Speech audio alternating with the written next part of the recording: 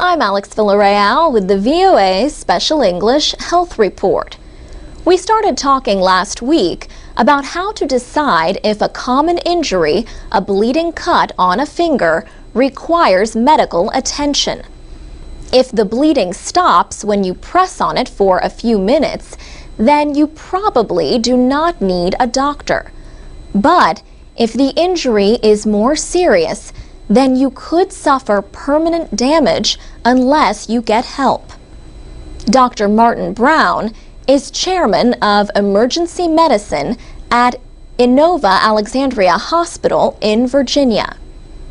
He says injuries that damage a deep structure like a bone, tendon, or nerve should always be treated by a doctor. Forceful bleeding and bright red blood are dangerous signs of a deep cut. Dr. Brown says there are different medical products that can help stop the bleeding. One example is gel foam. He said gel foam is a cellulose product that promotes the clotting of blood by giving blood a surface upon which to clot. The traditional way to close a serious cut is with sutures, also known as stitches. A needle and nylon thread are used to sew the edges of the wound together. But Dr. Brown says a more recent development is a medical glue. He said the glue is a medical kind of superglue. Superglue makes many things stick together. But Dr. Brown says people should not use it on injuries.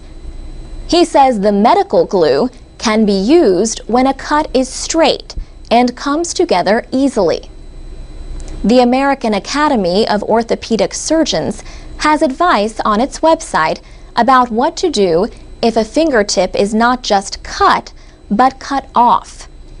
First, gently clean the amputated part with water or saline. Dr. Brown says people can use a saline cleaner for contact lenses. Saline contains salt.